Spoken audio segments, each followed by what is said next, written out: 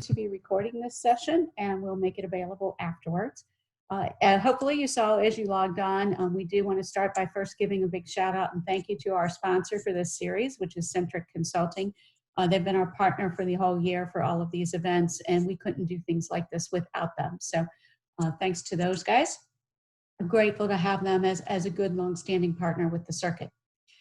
In terms of just a quick announcement, some of you are familiar with the Tech Cred program offered by the state of Ohio. It does allow you to get reimbursement up to $3,000 per employee per credential that they get authorized and approved within the year. The next session just opened for application to that, and it goes through the month of August. We'll be sending out some notices and posting it on LinkedIn. But it's a pretty good program, and we've been hearing from folks that have used it. It's greatly simplified over what it was in the past. And if the credential you're looking for is not one of the over 400 that have already been approved, you can submit to have that approved for you. So hopefully you can all find a way to help upskill and retrain some of your staff, provide some added value to them, and not hit your bottom line the way it would have otherwise. So for today, we are very excited to have an outstanding panel here to talk to you about ransomware, what's been happening with it, what's changed in the recent months and years since we had some folks back. And we're going to look at it from kind of a number of different levels and overall kind of what's just happening in that landscape, in the security landscape, what's going on from an insurance perspective and how cybersecurity insurance has changed since we had Lacey with us just about a year ago, as well as from a forensics point of view.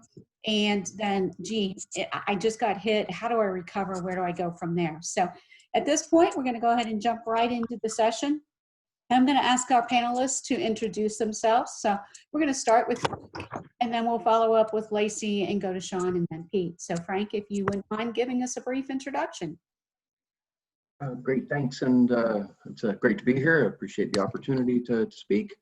For me, I'm a director in the security risk and compliance practice at Infotech Research Group, certainly providing advisory and research elements to our members. And one of the most popular ones in the recent months has been ransomware. I'm looking forward to sharing some of that information with you all. Thanks, Frank. Lacey? Hi, my name is Lacey Rex. I'm the cyber strategic leader at Oswald Companies. We're a risk management focused insurance firm, and I focus entirely on cyber liability and problem solving things for clients, which can bleed over into a number of different things, and then assisting with challenging claim situations as well. So thank you. Thanks. Hey, Sean? Good afternoon. My name is Sean Renshaw. I'm a senior director with RSM, and I'm also the national leader of the Digital Forensic and Incident Response Investigative Team at RSM.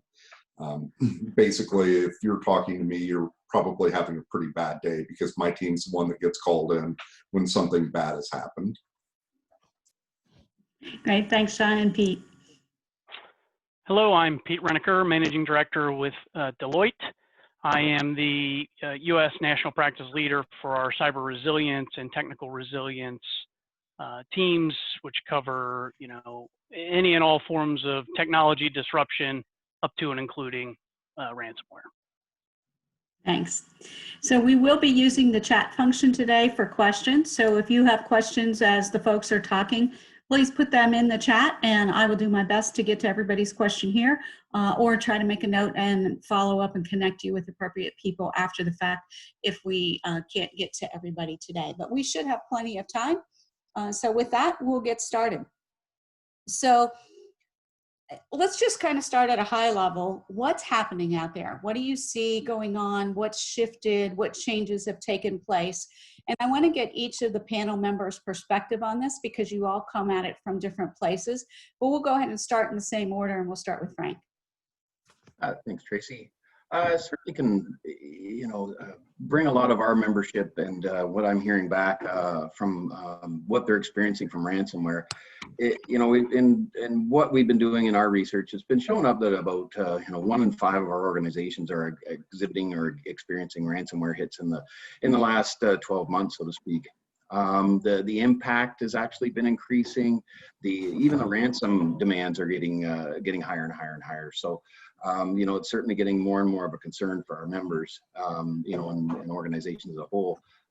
It certainly hasn't been specific to one industry or vertical, if you will. It certainly has spread out across. It's always been that way as far as, I've been remembering, so to speak.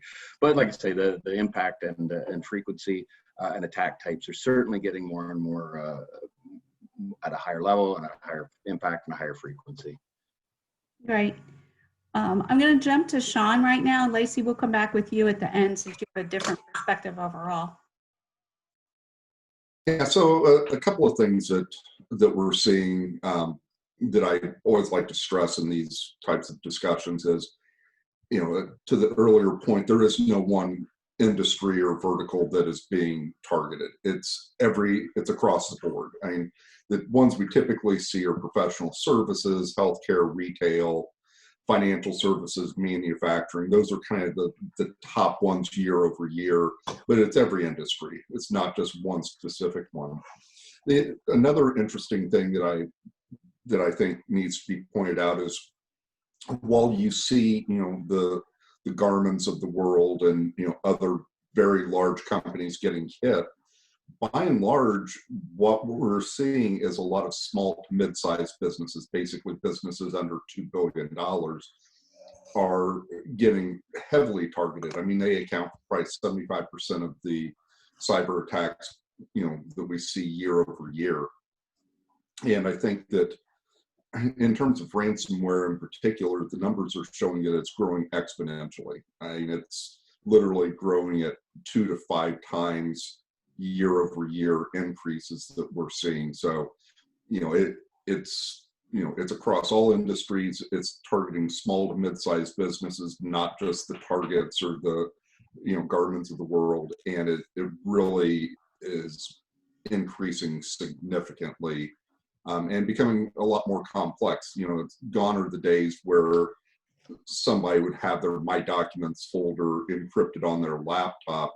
The threat actors are much more advanced now, and they're really being, proactive to try and identify the systems that are going to cause the most impact and harm to the victim, and targeting those to help force the victim into paying the ransom. So that's kind of what we're seeing right now. Great, thanks. Pete? Yeah, so from a current trend perspective, I think the situation we're dealing with COVID-19 is exacerbating the problem. Brought in a global scale, we had many organizations moving to remote work without having necessarily thought through all the security implications of having home devices, home networks, all connecting into a corporate network in order to work, right?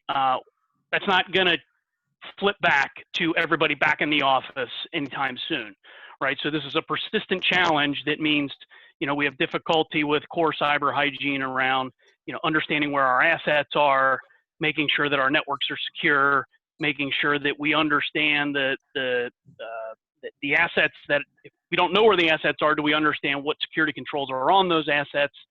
And these are, from a ransomware perspective, these are funded entities. These are for-profit entities that are pouring resources into taking advantage of the situation.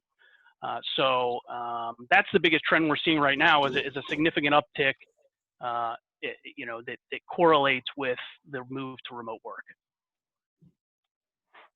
Great, thanks. And Lacey, what are you seeing from your experience? We're seeing similar ransomware claims. Generally, we're seeing a lot of business email compromise as well.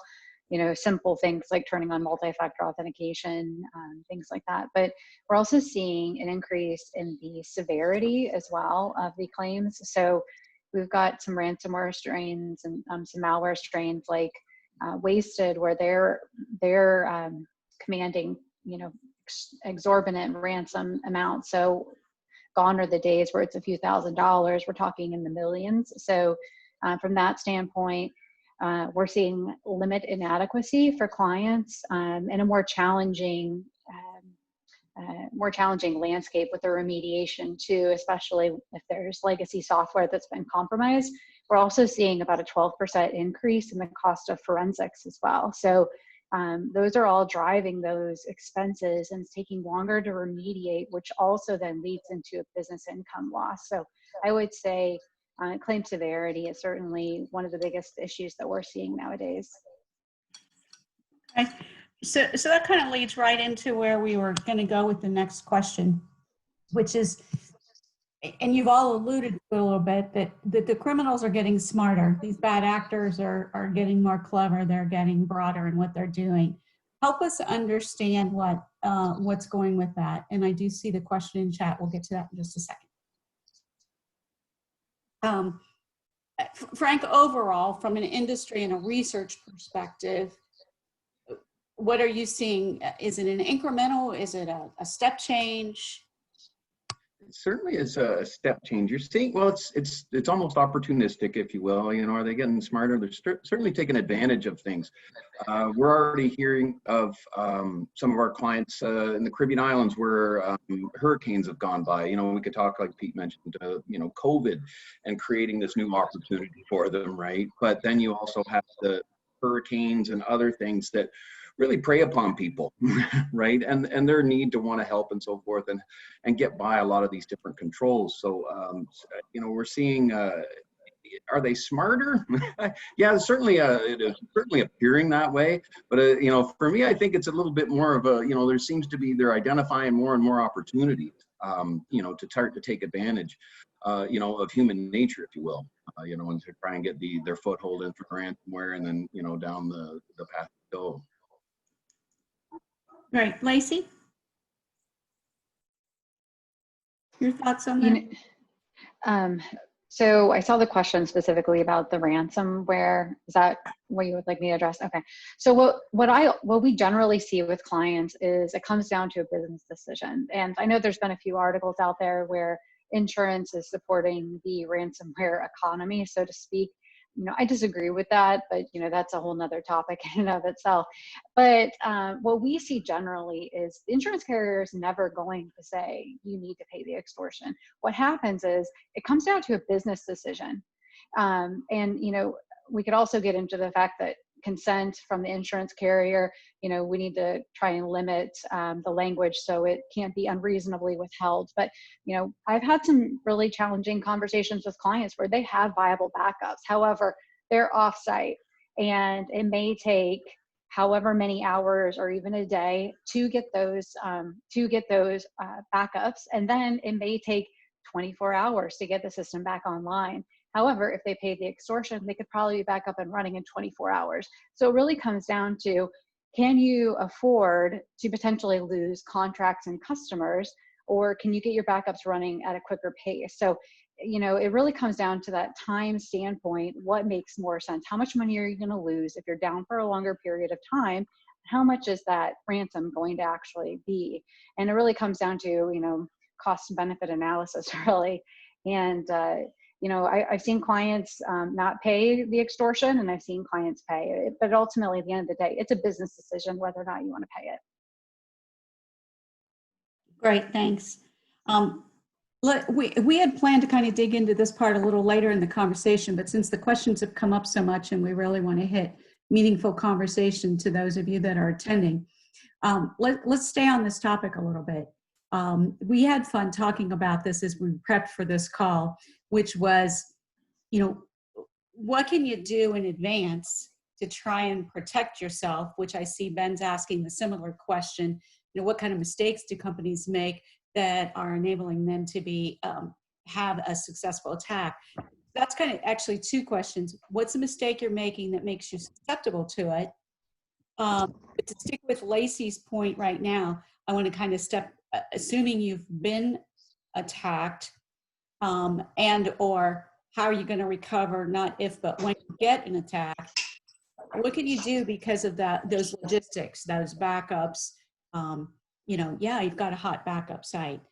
So I'm going to jump to Pete for this one, start with you on that, and then Sean will let you kind of take the back end question there. Sure. So I think, you know, we get this question a lot. It seems like there's a lot of companies that are playing around with the idea of paying the ransom as a strategy. we would never recommend that paying the ransom is an effective strategy. We have a lot of clients who we've engaged with who have had these types of events. Some have paid, some have not. For those that have, it almost immediately follows with a conversation about how do we never let this happen again, right? So I would encourage you that if right now you're thinking about paying the ransom as a permanent strategy, you begin to think about how you could better allocate that money that you may be setting aside to do so to pursuing, defensive or defensive, protective, or recovery solutions. There are, if you think about, why does ransomware work? Why is it so successful? It's essentially taking your underlying backup architecture and turning it on itself. A disaster recovery capability is built to solve an availability problem. So it focuses on minimizing the amount of data loss or the amount of downtime. For your really critical environments, that often drives a solution around replication, active-active, mirror image capabilities. Mirror image of a corrupted environment is a corrupted environment, right? But you can take those images and isolate them in, what we would call a cyber recovery vault, which protects the data. It may actually enter the vault in corrupted state, but because it sits in an immutable form, it's unable to deliver its payload, you can actually recover from it, right? And I think if you were to investigate the cost of doing that versus the cost of assuming you're going to get hit and having a plan to pay the ransom, you'll find, that there's really only one option. So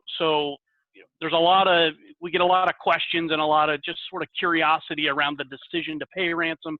How do we get access to a crypto account, BitLocker, whatever, and cryptocurrency to facilitate that payment?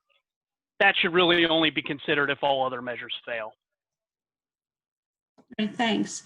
So Sean, from your perspective in forensics, taking it to the next level, building on what Pete said, and then kind of going into any mistakes that you see people make as you do the forensics.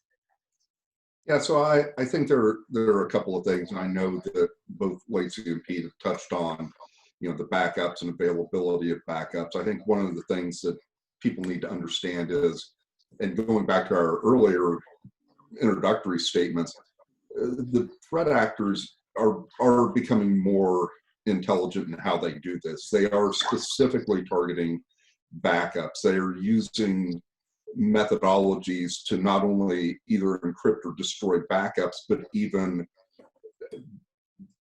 going in and deleting like snapshots of machines themselves. They're really trying to do as much as they can to try and force people to pay the ransom.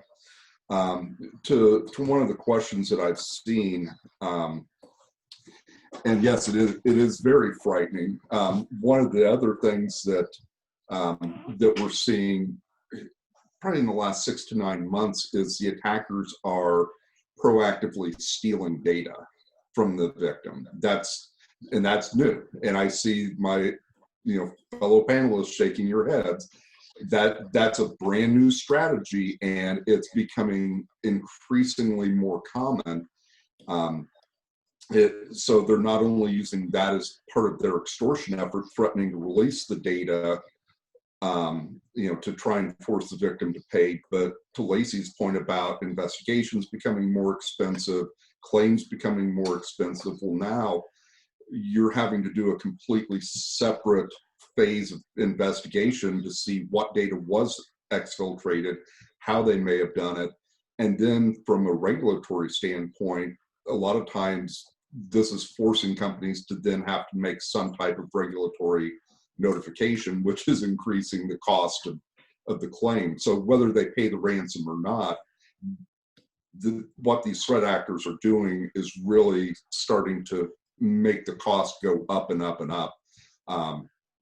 And also really, holding the victim's feet to the fire to try and get them to pay the ransom.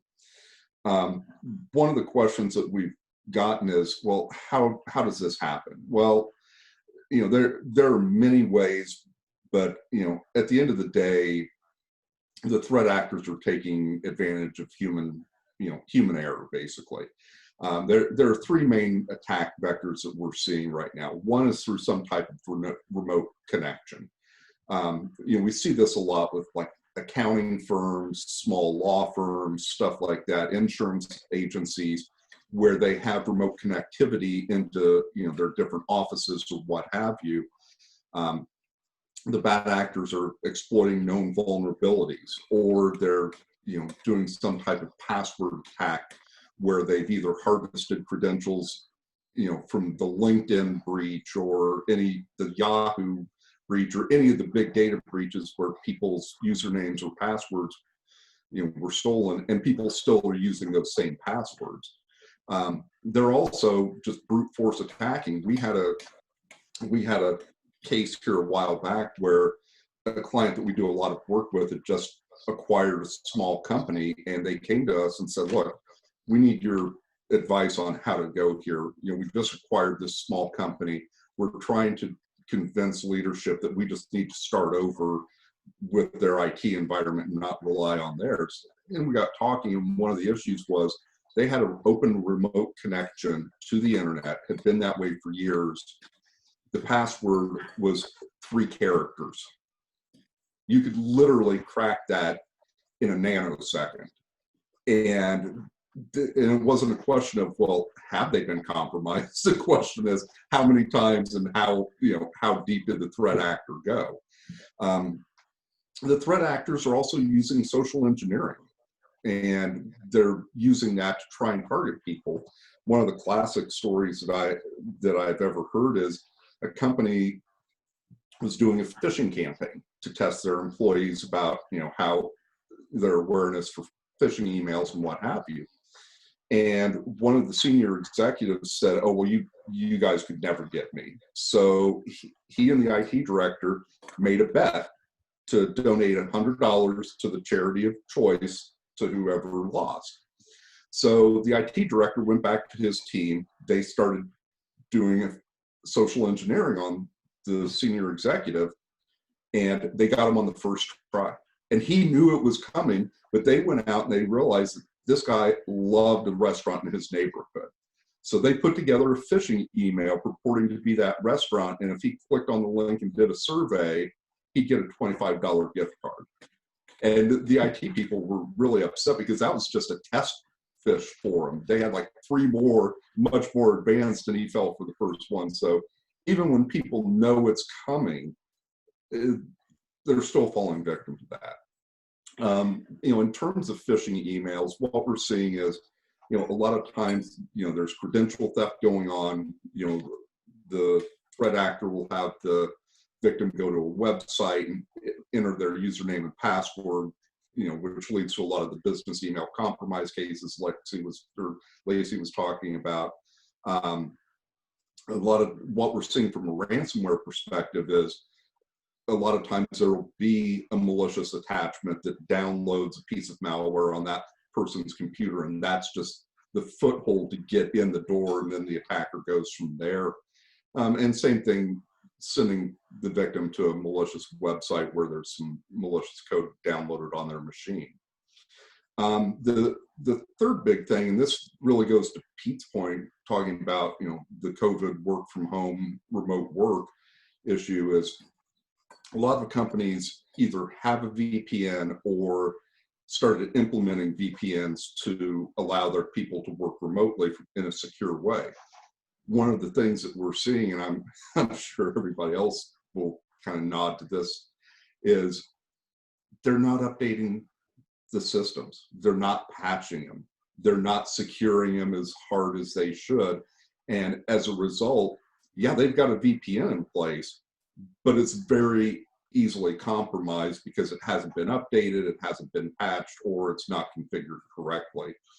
And I mean, we've seen ones where companies tried to lock out a certain geolocation or what have you. They ended up turning it on instead of turning it off. So it's kind of allowing all the traffic, not blocking traffic from those locations. So, those are some of the challenges that we're seeing and how the attackers are, getting in. Even, when companies are trying to be proactive and preventative, it's still happening. So, Sean, I want to build on something that you said.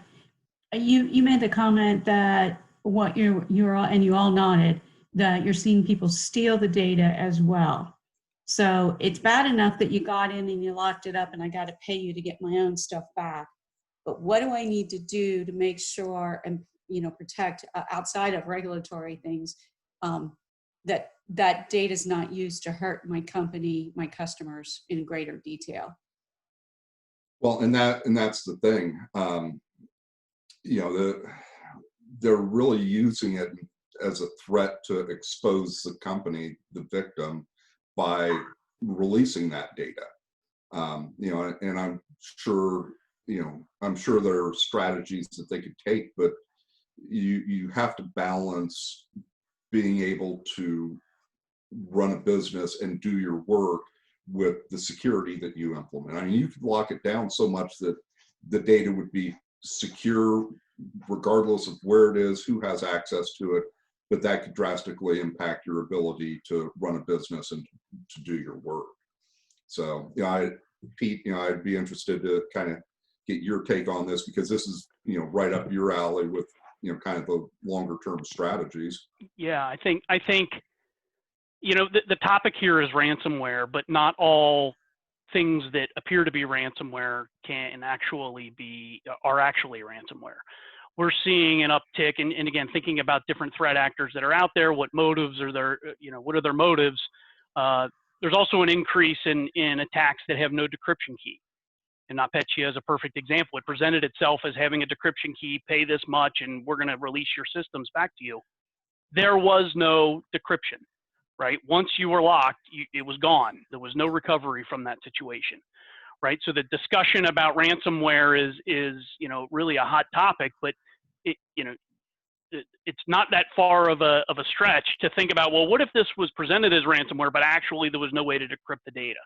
Right now, the strategy around I'm going to pay and how much do I pay and how do I set up my systems to pay is all goes right out the window, because now you have a threat actor who seeks to disrupt and not make money off of you, and how are you going to actually be able to recover from that situation, right? So we're seeing an uptick there, and in your point about sort of the inability to keep patches up to date. I mean, that's a common problem. If you don't know where your assets are and you don't understand sort of what the vulnerabilities are on those assets, any thought that you're going to stay in front of the adversary and always be a step ahead of them, you might want to rethink that. We have to think about cyber as a foundational requirement to our business. The more we move into a digital economy, the more, we have connected devices are everywhere. Everything's connected to our corporate networks, to our home networks. How do we think about cyber as a foundational requirement and not as a bolt-on after we've designed and implemented our systems? I think it's just really it's an important topic that we got to get out, that there is no easy solution here. You've got to think about the holistic approach to the cyber hygiene, the protective measures, the responsive measures, and the recovery measures, and understand where the most return on investment is, and not get yourself trapped into thinking, well, the big one's not going to happen to me, because we've worked with a lot of clients who almost went out of business as a result of a cyber attack. It can happen. Yeah. So Frank, I'm curious, a lot of the folks that leverage your data and stuff that you gather are the mid-sized companies similar to those participating in this call. So what's your insight in these kind of areas from what you're seeing from those folks? Well, the one thought that has come to mind as Pete and Sean and Lacey and everyone's talking here was that we're talking about a ransomware and almost of it as a single event. And as Pete and Sean are saying, patching and that core cyber hygiene, organizations struggle to fund it, to keep it, to resource it, if you will, to get those things to the level that they are. So your threat actors aren't stupid. We're talking about how much smarter they are, in that if they hit you once and you pay, I know of organizations that have been hit 3 and 4 times in a row because the organizations haven't had the time. they've paid it, they get their services back, but now I'm back to where I was. So guess what? I'm going to show back up and hit you again for another 20 grand or 100 grand or whatever that happens to be, right? And keep right on you until you can actually get it up to where it needs to be. So it's not just you might get hit once and then you'll be left alone and you'll be able to get everything back to where it needs to be. You know, if you do pay, they're going to actually probably hit you again. So, you know, I wanted to throw that one out there. It was one of those things that kind of occurred to me, and I have seen it as part of some of the organizations that I've worked with.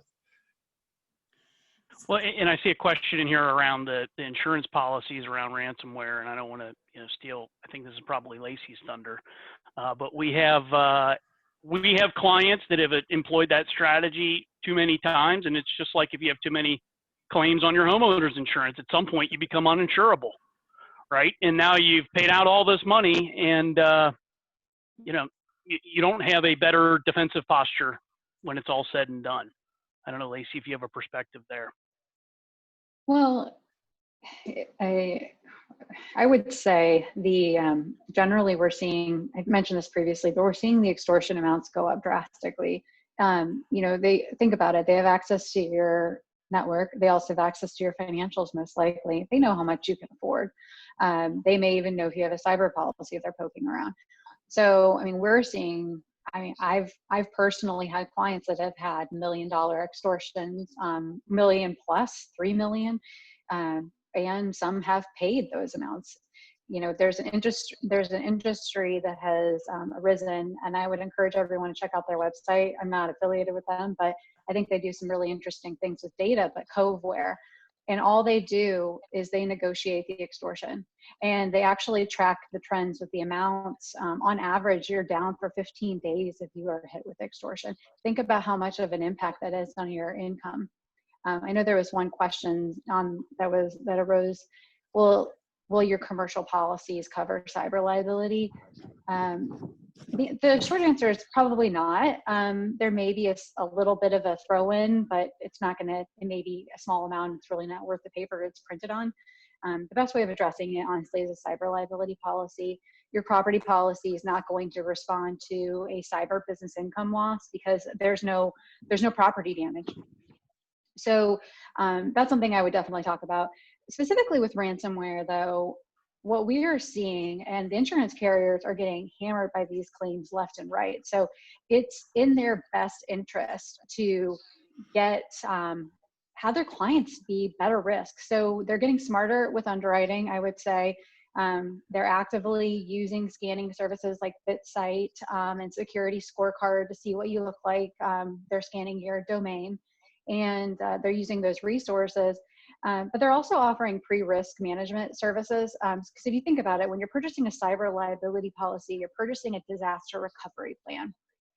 You may not have, you know, an RSM or a Deloitte or an Infotech on retainer, but maybe you get access to them through a cyber liability policy. You also have expert privacy and security attorneys on staff there too as well. So it's sort of all pre-packaged for you. But they're also moving towards endpoint detection response partnerships with some of the biggest names in the industry at a severe discount. And I think endpoint detection is honestly what I hear most on my underwriting calls.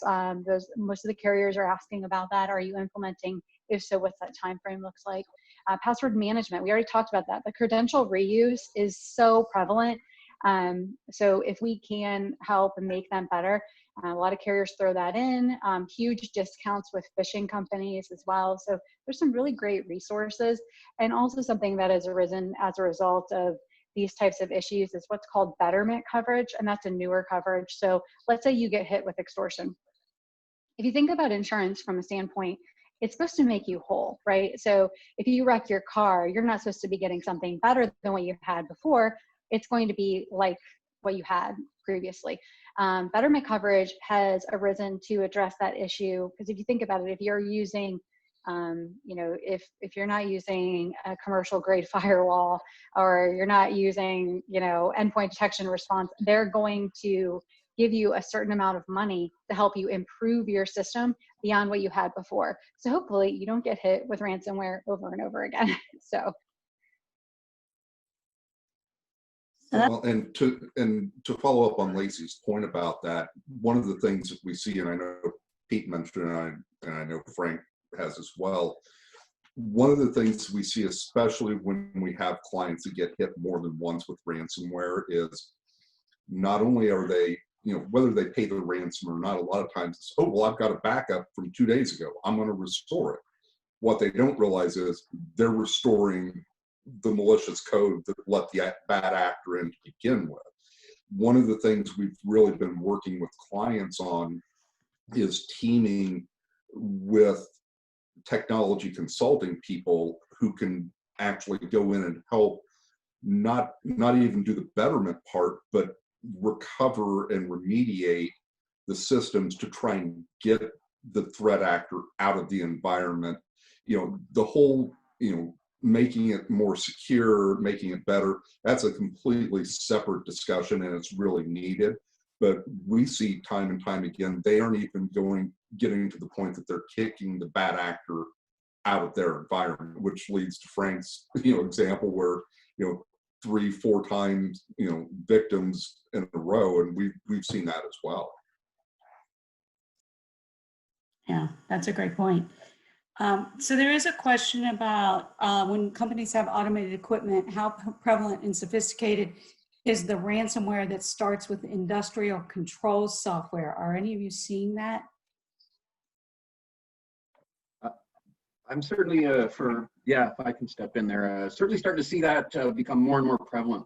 I think it's starting from the fact that, it used to be that there was that air gap, if you will. And, a lot of those IoT industrial control types of systems had, they weren't sitting on the internet. But we're starting to see for some of our members that that's actually there, that they need to support and have consistent controls across their entire environment, that they're starting to bring all those controls and all of those Internet of Things types of devices into scope now for ransomware. And now that's getting reflected in incident response plans, DRP plans, and so forth for many of our members of starting to manage into that. There's been an auto manufacturer that just got hit not this long ago that we were dealing with.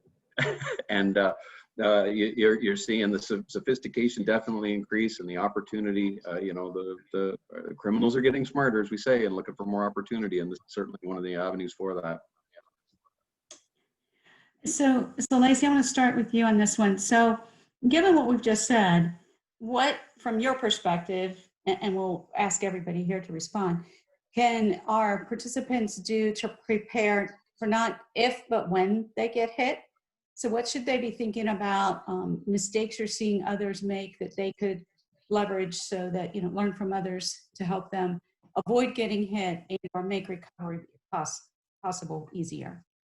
Mm-hmm. I guess I'll just talk about it in two different ways. If you have insurance, if you don't have insurance, I would think anybody should have an incident response plan in place, so what steps to escalate, and that really applies to everyone. But if you do have an insurance, make sure you have a copy of the policy or know your broker well enough to reach out to them. Most of the carriers have 1-800 hotlines where you're in touch with an attorney, a breach coach attorney, and they can help you walk through it. I also don't ever like to use the B word. I like to call it an incident. There's different I'm not an attorney, but there's different implications with using the term breach. So just don't use it. Just say incident. But you want to make sure you have that. And then it's also really important to, I would say there's pretty much I think I read recently 99% satisfaction with cyber liability carriers and paying the actual extortions. Now, when we see an issue, it's because you will go and you'll handle everything yourself. You hire your attorney, you hire IT forensics, all of that, and then you make all the remediation yourself. You could be prejudicing your insurance carrier, their capability to actually, recover on your behalf. So, and they can ultimately deny the claim. So you need to bring your carrier in as soon as possible. It's not an adversarial. They want to help, and the quicker that they respond, probably the better off it's going to be for you.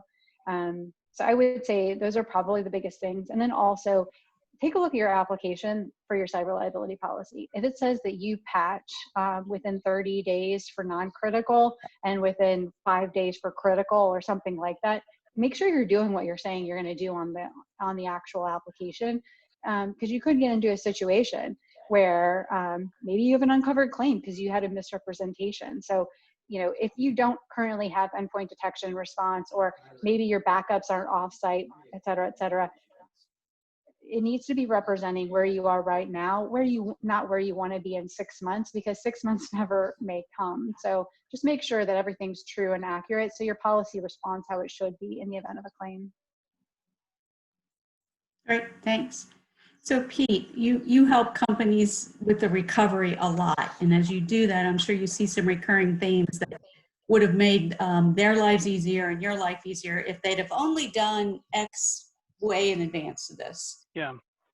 Yeah, there are a handful of common denominators with ransomware that we tend to see time and again, and a lot of them have been touched on already. The first is around poor access management. So we talked about, you know, reuse of passwords, non-complex passwords. What you really need is you know, multi-factor authentication. Privileged users are treated differently from, you know, the average user. So you got to make sure you understand how people are getting onto their network, and that they have at least privileges in place, right? So you only have privilege and access to the systems that you're actually authorized to have access to. We've talked about weak cyber hygiene, patching, vulnerability management. We've already talked about asset management. If you don't know what assets are on your network, then how do you manage them? Flat networks, right? A lot of this idea of the, you know, a secure perimeter and open communications in the interior is fundamentally flawed when the level of connectivity is what it is. And we're starting to see this with the question around industrial control systems and OT become more and more of a problem. This idea that OT is completely separate from IT, again, yeah, I think you need to explore that a little bit further if that's an assumption that you're making. Aggressive redundancy, specifically related to your backup capabilities. And the last is really around, you know, business awareness, right? Do you really understand what would happen if ransomware were to hit your environment? Do you have an overall business plan? Because paying the ransom, again, it is a strategy. We would never recommend it, but there are companies that do it because they have no other choice when they're presented with it. So do you understand what your level of exposure is to ransomware? What would you do if you got hit with it today? And is that an acceptable position moving forward, right? So you have to engage in a dialogue with your executive leadership to make sure they understand what exactly, you know, where their assumptions about your level of protection are flawed, how an attack would actually play out. Then they can make informed decisions about what the right strategies are to have in place. You know, and as Lacey talked about, an incident response plan certainly important. Exploring, you know, isolated offline backups like a cyber recovery vault, or heck, even tapes can work in that instance. So those are a lot of the sort of the common denominators that we often see. You know, it's not super complicated to explore these topics, but you've got to think about it in a holistic manner. Great, thanks. So Sean, what do you see to add on, if anything, from, you know, your work in the forensic side that would have helped folks up front in advance of any threat? Well, I think, you know, a couple of things. One, being proactive in assessing your security posture. You know, having VPNs, firewalls, security appliances, and everything else in place, that's great. But are all the holes being closed that can be closed? You know, and we see that quite frequently, where companies will implement some type of security in their environment, but they don't test it. They don't make sure it's configured right, that it's updated. And it's leaving them vulnerable, even though they think they're in a good position. I think one other thing, and I kind of alluded to it earlier, but security is everyone's responsibility. It's not just IT, it's not just information security, it's everybody's responsibility. The most frequent attack is usually with a user, with an end user who falls victim to some type of phishing email. You know, they get, you know, we're starting to see more phishing voice, you know, voicemail or, you know, voice calls where they're getting duped into turning over control of their systems to a threat actor. I know people are your weakest link, so, you know, making sure that your people understand what to look for, be vigilant, you know, I think is really key. And it's not just for ransomware. To Lacey's point, you know, business email compromise often leads to a lot of financial fraud, and a lot of times it's because a person does not follow the policies or procedures that were in place to help prevent something like that from happening. So people are your weakest link. So, you know, being proactive about assessing your security and really trying to educate the end users about the threats and how to identify them and what to do if something happened, I think are two really key things, you know, to help a client avoid falling victim or to minimize the impact when they do fall victim to an attack. Yeah, I just want to build on that for a second. Sean, you mentioned email compromise. So as we talk about business awareness, we had a client recently had one of these attacks. First order of business, we got to notify the employees. Okay, how do we notify the employees? Well, we're going to send them an email. Okay, your email system is down. Oh, okay. Well, then we're going to give them a phone call. All right, we'll pull up your address book. Oh, wait, your address book is tied to your email system. That is also down. Oh, okay. Well, how are we going to notify them? Well, you know, let's figure out. So then it was, all right, well, we need to, you know, start printing, you know, information. We need to print sheets, signs that tell people what's going on. Okay, well, you know, go and print it. Oh, wait, sorry, our print servers are all down as well, right? Oh, also, we don't have any laptops that are functioning right now. Okay, well, now what do we do? It got to the point where the CEO had to go to an electronics store, buy a laptop, buy a printer, buy paper, take it back to the office, connect them all together to write up a sign that said, we are closed for the day. And, oh yeah, and well, they had tape in the office, but they go in, printed a bunch of these things off and went into their office building, taping signs that said, we're closed for the day. That was their contingent. They didn't have a contingency plan, but that's how they notified their employees, because they had no way to actually communicate with them because it was all tied to their email system. Well, and to Lacey's point about having an incident response plan, it's the same thing. Where's your incident response plan? Well, it's on so-and-so's computer. It's on this location in the network. Well, that's really going to help you when your network is down and your file server is encrypted. You know, how are you going to access your incident response plan, your call list? And to Pete's point, you know, one of the things we see, and this is kind of a useful tidbit for the attendees, one of the things we really recommend clients do is create an out-of-band email system. And some clients, you know, they acquired a smaller company. That company may have its own, you know, domain name. Sometimes they'll keep that as a backup and create like an Office 365 domain with that, but have it, you know, set off to the side, you know, as an emergency communication means. Sometimes they set up, you know, a bunch of Gmail accounts for key people, you know, so in the event that the email system is down or they can't access their laptops or what have you, the core people who are trying to deal with it can still communicate with each other. Go ahead, Frank. Well, I think there's a lot of good things that were brought up here. You know, from network and data segmentation and all these other things that you can do. MFA is a big one. But I think it's all about responding, right? You know, Lacey started with this, and Pete and Sean, you've also touched on a lot of these different elements of being able to respond and respond effectively and quickly, because, you know, time is of the essence in these sort of scenarios. So, there's the thought of making sure that you're in, like Sean, you're saying, incident response has got to align. Go back and make sure that that language of what's an event and what's an incident and what's a breach, how long you have, all of that gets baked into your DR and IR types of plans. But the thing that I would throw out here to bring all that together is that you might want to consider tabletop types of exercises. Practice these scenarios. Go see where some of these things show up. Get everybody around the table and go, hey, if we do get an email compromise or social engineering and somebody does do this, what would you do? What would you do? What would you do? Let's kind of go through the scenario and see where we have gaps and kind of go through that sort of thing on a regular basis. And then you start to see the holes in maybe your technology stacks, your education, your legal types of angles from insurance, and how am I going to inform whomever. I think it's one of those things to look at it, have that plan, but actually practice it. Either, actually practice it, or at least from a tabletop virtual perspective, go through and make sure that all these things are actually working, at least the way you think that they should and would.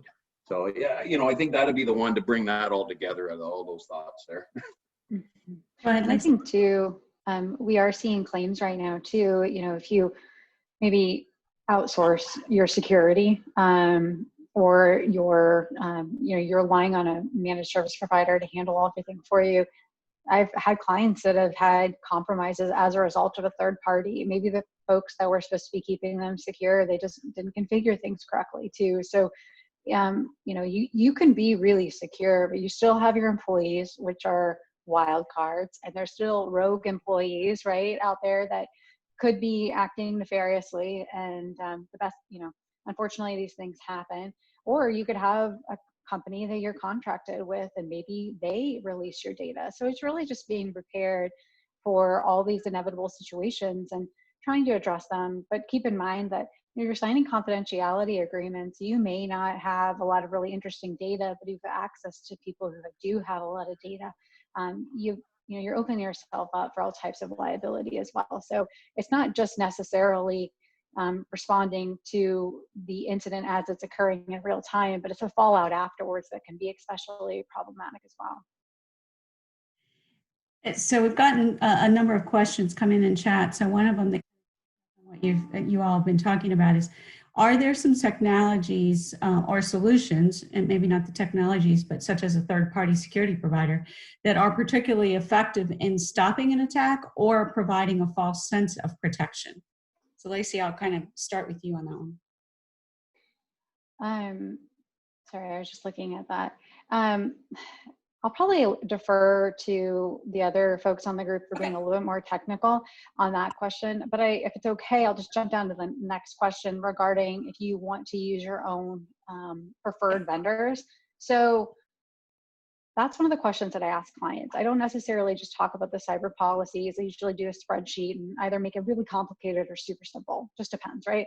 But one of the questions I ask is, who do you want to work with? Do you currently work with RSM or Deloitte or Infotech or something? And do you want to work with them if you have an incident? Do you have a preferred law firm? We're also getting forensic accountants involved. I mean, this is crisis management. It can really go a number of different ways. So it's important that you have those conversations, and whether or not the insurance carrier will allow you to deviate from the panel.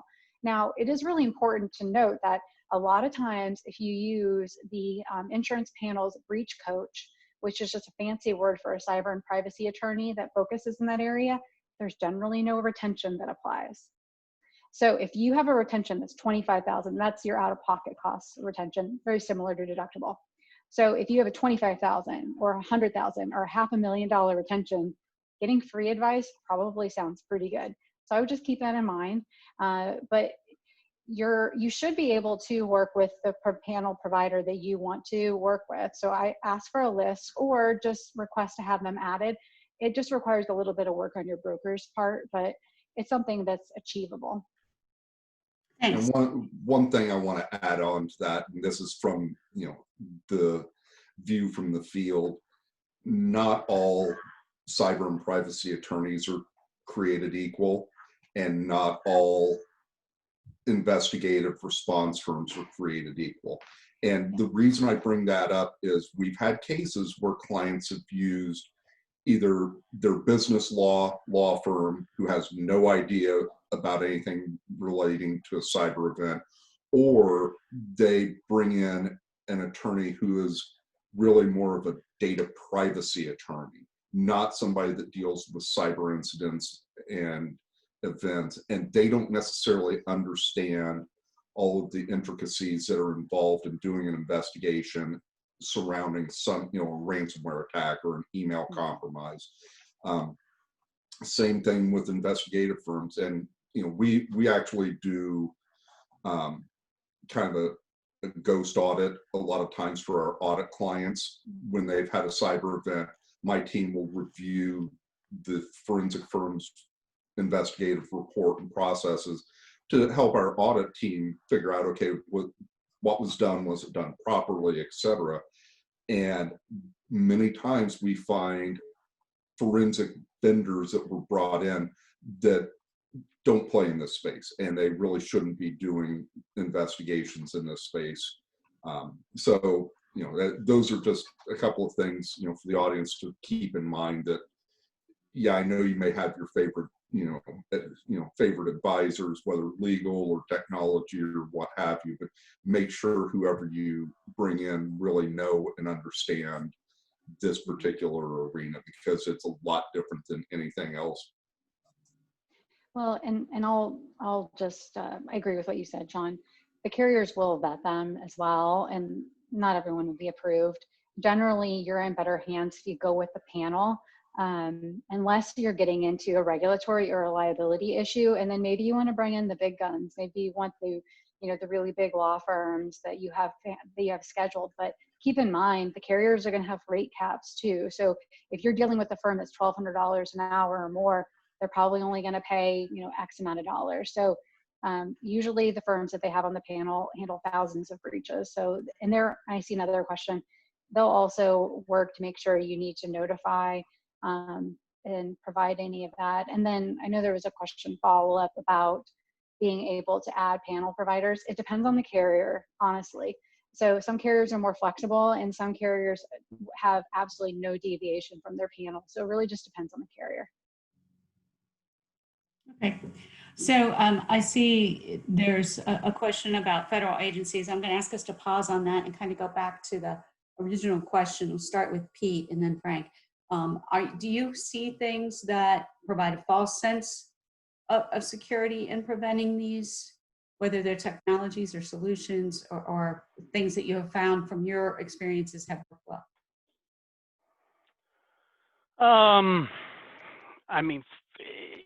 False sense of security. I think the biggest false sense of security is around network security. It's around that I feel like my perimeter is sufficiently defended, and I can just allow open communications within. We're seeing a lot more interest in investment in zero trust models, which sort of flip that the open communication strategy on its head, and it assumes nothing is to be trusted, no communication is to be trusted, and you have to have the right access and privileges in order to gain trust into the network, in order to communicate and pass data back and forth. It's not a quick flip to go from current network architecture toward a zero trust model, but a lot of our largest clients are seeing that that's going to address a lot of the issues with, what really happens is that the adversary gets access to your network, and then they can move laterally and exact their damage, right? So this won't necessarily protect from that initial penetration, but what it can do is fight against that lateral movement, giving them full access to your entire network, right? So we're seeing a lot of sort of focus in exploring zero trust models for better protection of the network assets. Okay, thanks. Frank, from your perspective? Yeah, I think, to Pete's point, it's that network, oh, I've got a firewall, I'm good to go.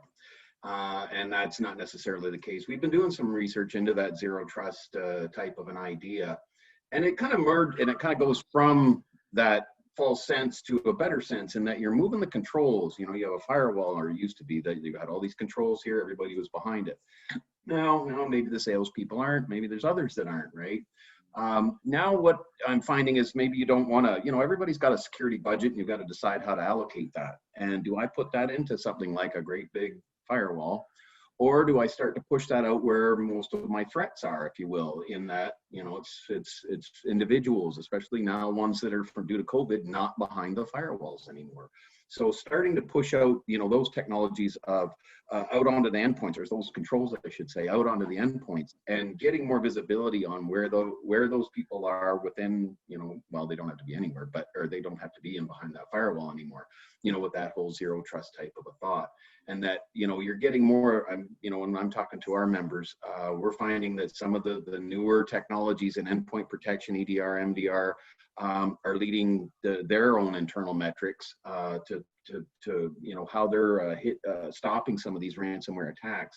They're starting to see better and better effectiveness when they put out some of these newer endpoint technologies over and away from maybe some of those great big old more classical ways of managing a firewall. All right, thanks. So let's go ahead and tackle the federal agencies question. I have no idea which one of you can address that, so I'll let you jump in. I see Pete and Sean both have opted. Well, yeah, I mean, look, a cyber attack is a crime, right? So a crime has been committed, so they have the authority to investigate. I mean, part of the challenge, though, is that cyber attacks do not observe jurisdiction, right? How does any U.S. government and they could investigate, but fully investigate and prosecute a case that was originated from a foreign country, right? So there's absolutely a role that the federal agencies play. Oftentimes they are connectivity we have a lot of clients who were first notified that an incident is occurring by a federal agency, right? Hey, we're seeing this activity somewhere, and in our investigation there, we found linkages back to your organization, and so we're letting you know, right? I think the key with the federal agencies is and again, it depends on how big of an organization you are, but try not to let your first communication with them be when you're in the throes of an event, right? Engaging in a dialogue prior to sharing information back and forth always works better than waiting until you're in the throes of a crisis and then trying to figure that out. So that would be our recommendation is engage with and develop a relationship with the relevant federal agencies via natural mechanisms that in relationships that you have in place today, because they can be a tremendous asset in helping you to, remediate the incident from an organizational perspective and not perhaps letting the investigation is always going to supersede whatever you're trying to do from an organizational perspective. But having that open communication and being able to operate while the investigation is ongoing is important. Well, let me jump in here. As a former federal agent, I can tell you most companies have no desire whatsoever to talk to a federal agent. I can absolutely assure you of that. This, however, is one of the exceptions to the rule. Prior experience, I know that there are certain thresholds that must be met before a federal investigation will usually be undertaken. That being said, while you might have a small ransomware event going on or a small business email compromise attack that you're dealing with, these are professional organized crime groups. It no longer is it, some kid sitting in his parents' basement hacking to get free internet service. And don't kid yourself. These are organized crime groups. And what the FBI and the Secret Service in particular are doing is they are collecting all of this information so they can try and put together large-scale international investigations. To Pete's point, a lot of these attackers are not in the US, but there are people in the US because ultimately the money ends up, especially with like an email compromised wire fraud, it goes to a US bank first, and then it starts getting ricocheted around the globe. But they're aggregating all of this information so they can work with Interpol, so they can work with, federal law enforcement agencies in Europe, in Asia, wherever, to try and target these organizations. And they are successful to some extent in taking down some of these bigger organizations. So, and to Pete's point, and we do work with the FBI, quite frequently, in a collaborative way. One of the things that they really are doing is trying to be proactive and getting out in the business community. To Pete's point, get to know them. There are cyber teams in basically any FBI office in the country. Get to know them now as opposed to when you're dealing with something. It could be through, Chamber of Commerce event, it could be some other business event. They're always doing business outreach. So, definitely get to know them, as soon as you can before something bad happens. I think too, it is really important to have an established relationship with an attorney that handles cyber liability matters. And one of your first calls should be to counsel, because you want to establish privilege. You want to make sure that any work product that comes of these investigations is privileged. So that's just one thing that I would comment. And then they'll also be able to guide you too about approaching law enforcement and escalating as well. So my ignorance, Lacey, what does that mean, established privilege?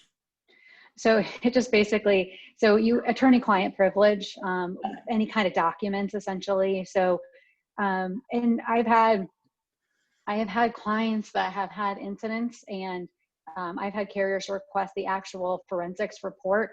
And I know there was a recent investigation of, I'm blanking on the name. It was maybe one of the big banks where they're actually able to make that forensic report known to the public, or at least part of the investigation. So, if you can keep, you probably don't want anything about all the bad things that are happening in your system out there for everyone to see it. So just make it harder at least. But I have had some underwriting calls where they actually ask for the reports. We push back and say, no, we can talk through it essentially if you want to understand the technical root cause. But carriers are really starting to want to understand, and they're hiring former CISOs and CIOs, and they're digging deep into your system and asking very technical questions now, at least for some of the larger clients. And Lacey, it's Capital One. So okay.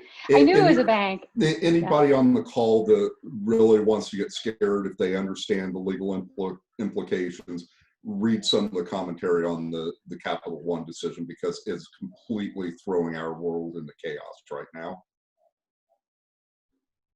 That's somewhat frightening, actually. So we're coming down to the last few minutes that we have here. So I'd kind of like to get from each of you. We've had a lot of great discussion, a lot of great questions. What are some specific action steps that our listeners can take away that would help them prepare?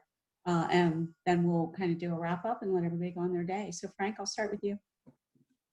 I think, to many of the points that have already been made here, it's that core cyber hygiene, best practices to get, to push off that inevitable, if you will, or at least the likelihood.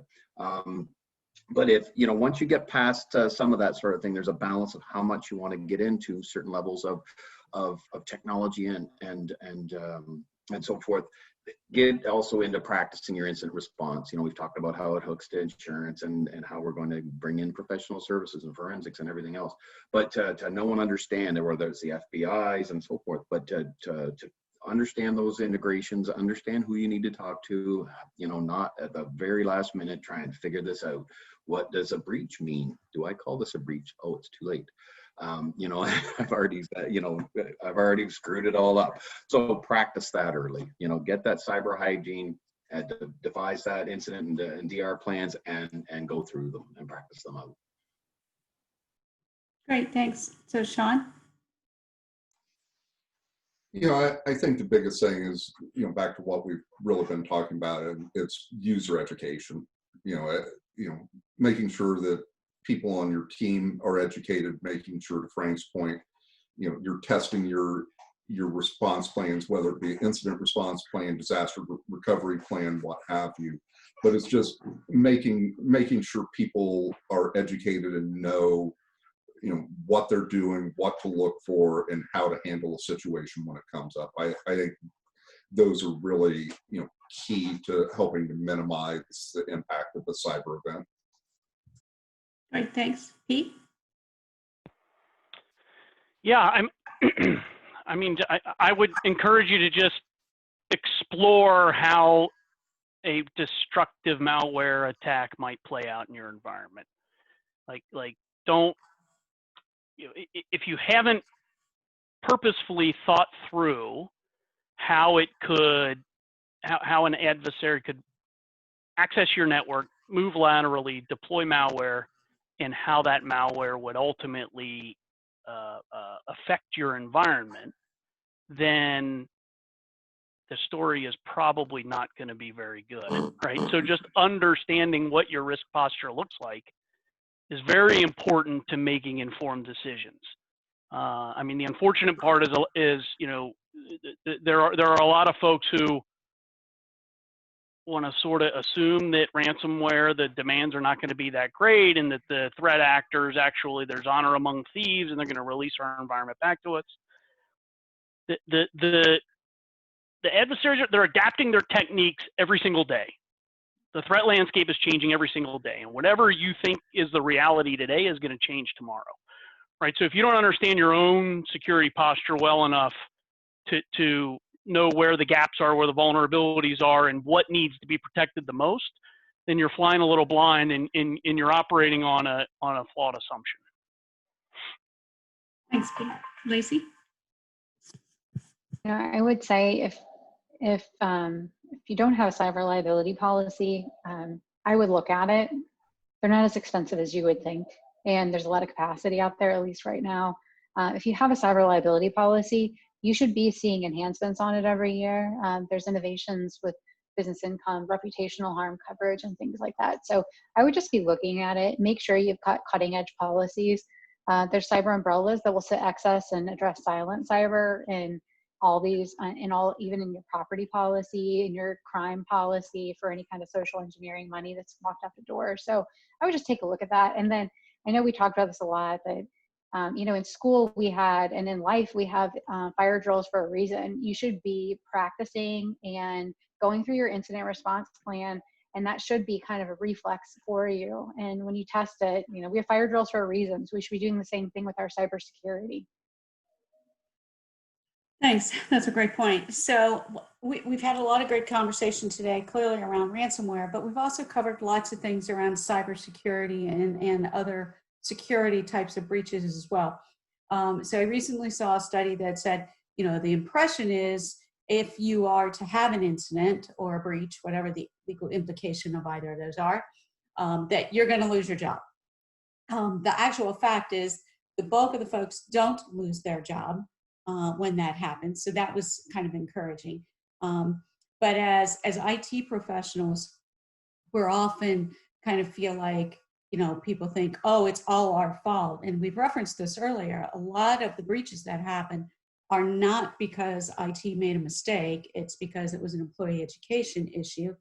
So any thoughts or insight you guys might have into how, as IT professionals, you help communicate to your executive team and the rest of your business what these are, how to react, how to position yourselves and protect your role?